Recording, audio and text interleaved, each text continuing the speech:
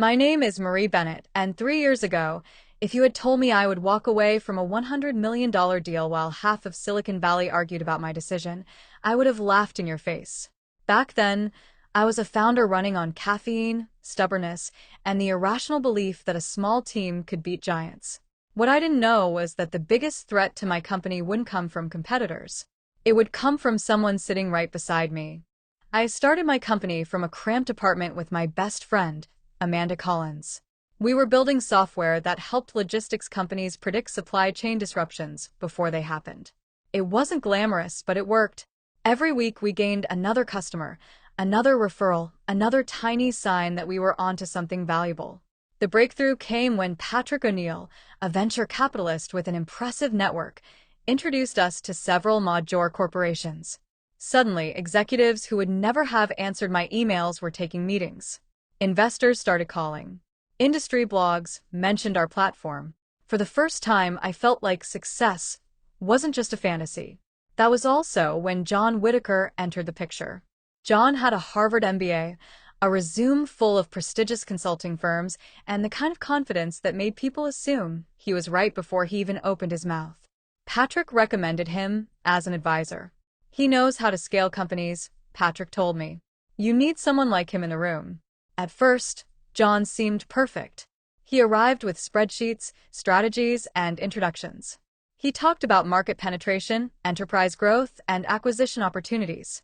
Investors loved him. Clients trusted him.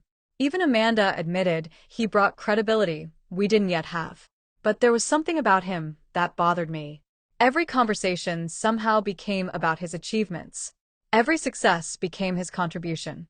Every meeting ended with him taking more credit than he deserved. I ignored the warning signs because we were growing fast.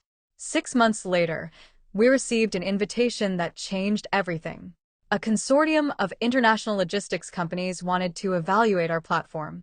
If the presentation went well, the resulting partnership could be worth nearly $100 million over several years.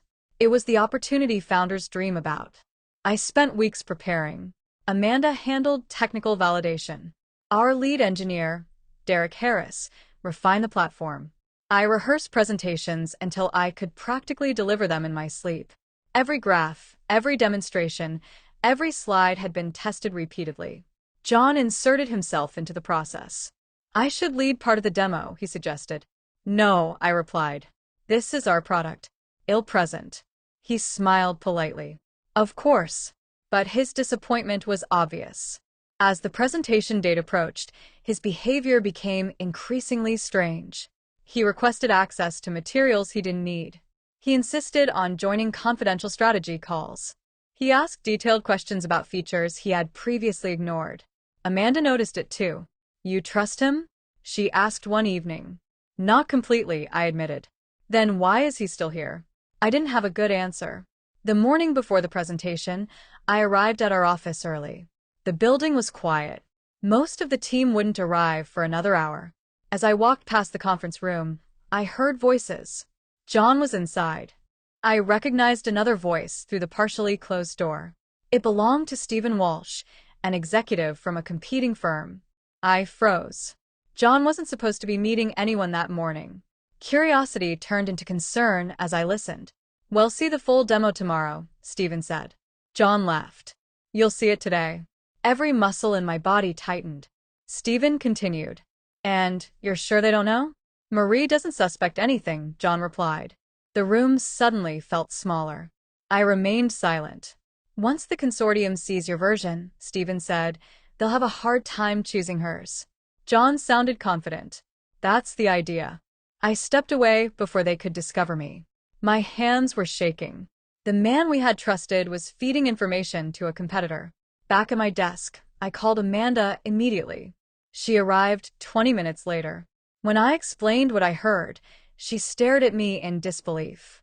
You're serious? I wish I wasn't. What do we do? I thought carefully. We don't confront him. Amanda frowned. Why not? Because if he knows we're aware, he'll cover his tracks.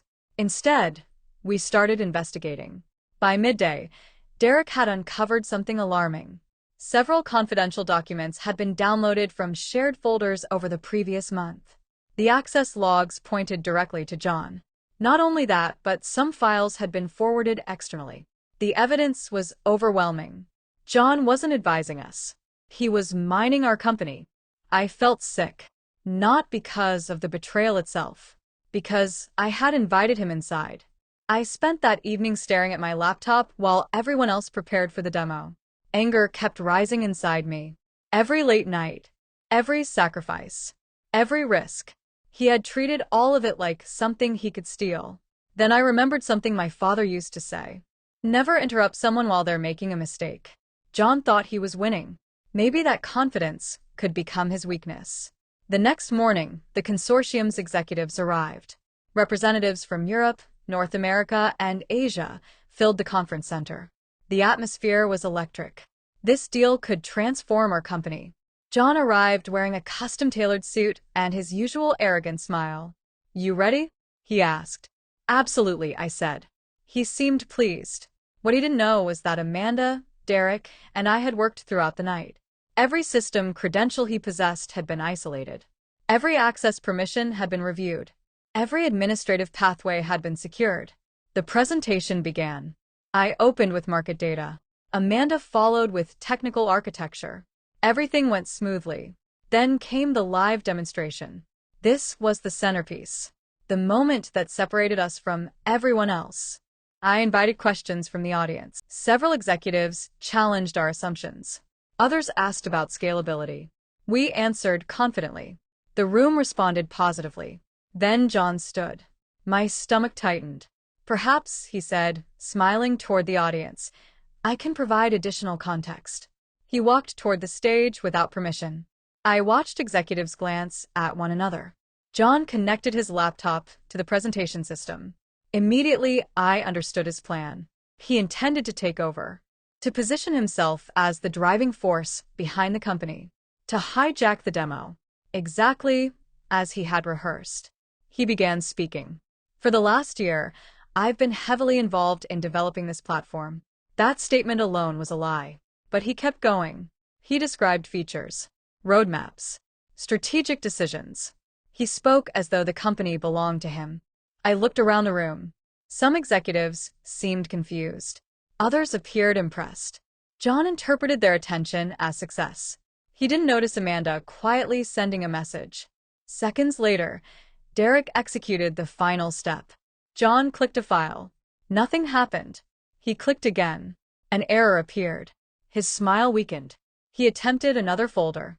Access denied. Another. Access denied. And another. Access denied. The room became noticeably quieter. John's confidence evaporated.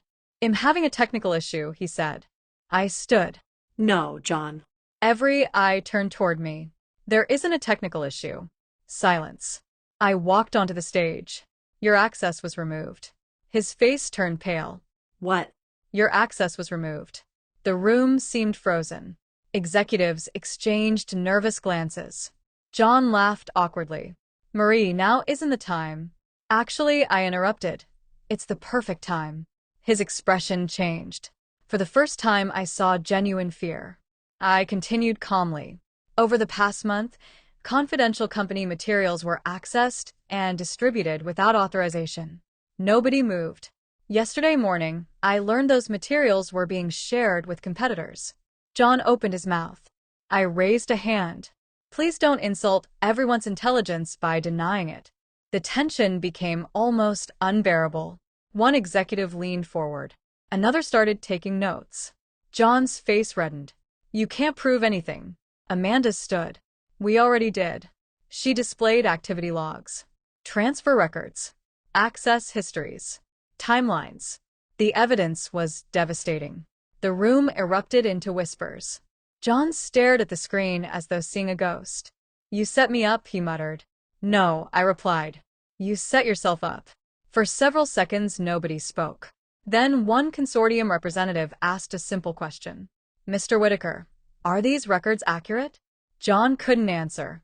That silence told everyone everything they needed to know. Security escorted him from the building shortly afterward. He didn't fight. He didn't argue. He simply walked away. The door closed behind him. The room remained silent. Every heartbeat felt loud. Then I took a breath. Now, I said, would anyone like to see the actual demo? Laughter spread across the room. The tension broke, and the presentation continued. What happened next surprised me. I expected skepticism. I expected concern. Instead, the executives respected our response. One of them approached me afterward. You protected your company, he said. Most founders wouldn't have handled that situation so decisively. Another executive agreed. Trust matters more than technology. The meetings continued for weeks. Due diligence teams examined everything. Financial analysts reviewed projections. Legal teams negotiated terms. The process was exhausting, but we survived it. Meanwhile, news of John's actions began circulating throughout the industry. Former colleagues contacted me. Several admitted they had experienced similar behavior. Others shared stories of exaggerated accomplishments and questionable ethics. His reputation deteriorated quickly. Mine improved, not because I exposed him, because I refused to let him define the narrative. 3 months later, I sat in a conference room overlooking the city skyline. Amanda sat beside me. Patrick sat across from us. Several attorneys filled the remaining seats. A thick contract rested on the table. After years of uncertainty, the consortium was moving forward. The final value exceeded $100 million. I stared at the signature page. Part of me remembered every obstacle, every rejection, every sleepless night, every moment when quitting would have been easier. Amanda nudged me. You earned this. I smiled. So did you. Together, we signed. The deal was official. When the announcement became public, media outlets focused heavily on the dramatic presentation incident. Journalists loved the story. A Harvard-educated advisor attempts to hijack a founder's demo and gets locked out instead. The headlines practically wrote themselves. But the real lesson wasn't about revenge. It wasn't about humiliation. It wasn't even about winning. The lesson was about ownership. John believed credentials made him valuable. He believed prestige created authority. He believed people would automatically trust someone with the right education and connections. Maybe that worked for a while. But eventually results matter more than resumes. Integrity matters more than confidence. Character matters more than credentials. Months later, I unexpectedly encountered John at an industry conference. He looked different. Older somehow. Less certain. We exchanged awkward greetings. Neither of us mentioned the past immediately. Finally, he sighed. He said, I really thought I was smarter than everyone else. I remained silent. I convinced myself I deserved part of what you built. The honesty surprised me. What happened? I asked. He laughed bitterly. Ego. For once, I believed him. We spoke briefly before parting ways.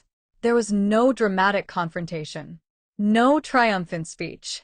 No cinematic ending. Just two people walking in different directions. As I watched him leave, I realized something important. I wasn't angry anymore. The betrayal had once consumed me. Now it felt distant, like a chapter one had already finished reading.